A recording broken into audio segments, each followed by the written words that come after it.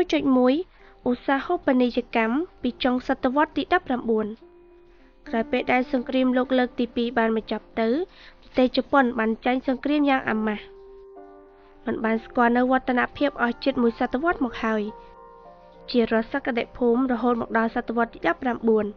ប្រទេសនេះបានអភិវឌ្ឍវិស័យឧស្សាហកម្មរបស់ខ្លួនយ៉ាងលឿនចាប់ពីឆ្នាំ1868សម័យមេអ៊ីជីពេលនោះសេដ្ឋកិច្ចជប៉ុនប្រមូលផ្ដុំក្នុងកដាប់ដៃគ្រួសារអ្នកមានធំៗមួយចំនួនហៅថាសៃបាត់ស៊ូតែរៀបចំតាមបែបយោធាក្រោមអន្តរាគមន៍យ៉ាងខ្លាំងក្លា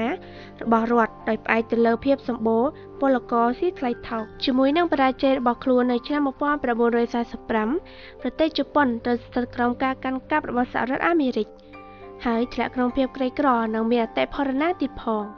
ជប៉ុនត្រូវបានព្រមទទួលយករបបគ្រប់គ្រងតាមបែបសភានិយមនិងការប្រមូលផ្ដុំសេដ្ឋកិច្ចប៉ុន្តែសង្គ្រាមត្រជាក់និងជ័យជំនះរបស់ពួកកុម្មុយនីសនៅប្រទេសចិន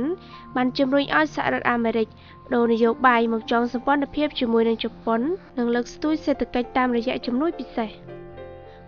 1.2 កំណើនសេដ្ឋកិច្ច 1950 ដល់ 1973 ចាប់ពីពាក់កណ្ដាលទសវត្សរ៍ឆ្នាំ1950មកសេដ្ឋកិច្ចជប៉ុនបានឈានរាវទៅក្នុងសម័យកាលកំណើនខ្ពស់មួយដោយយូរដែលកត់សម្គាល់ដោយនវកម្មដែលជំរុញឲ្យមានការរីកចម្រើនមានឧស្សាហកម្មដាច់ថែបនិងសំណង់នាវាកំណើនឧស្សាហកម្មបានរីកសាយទៅលើផ្នែកគ្រឿងបរិក្ខារនិងគ្រឿងឧបភោគបរិភោគជាប់លាប់មានរថយន្តដាច់ថែបគីមីប្រេងកាតគ្រឿងអេឡិចត្រូនិកសម្រាប់មហាជនកំណើននេះនាំឲ្យមានការរៀបចំរចនាសម្ព័ន្ធឧស្សាហកម្មឡើងវិញដោយតម្រង់ទៅរកការពង្រីកសហគ្រាសនិងសេរីភាពពាណិជ្ជកម្មបណ្ដូលដែលនាំឲ្យមកនៅការលូតលាស់ផ្នែកការនាំចេញអត្រាកំណើនប្រចាំឆ្នាំក្នុងកំឡុងពេលនោះមានជាមធ្យម 10% ជួនកាល 15% ពីឆ្នាំ1955ដល់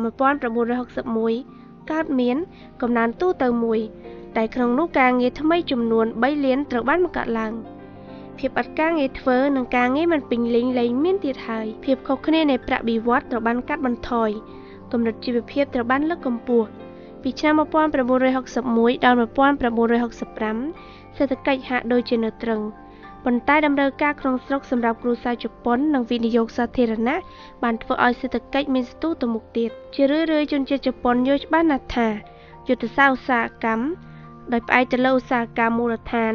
ជាមួយនឹងការនាំចូលរុក្ខធាតុដើមនិងថាមពលមិនមានសារៈសំខាន់អ្វីឡើយវិបត្តិប្រេងកាតបានបណ្ដាលឲ្យមានការផ្លាស់ប្ដូរយ៉ាងសំខាន់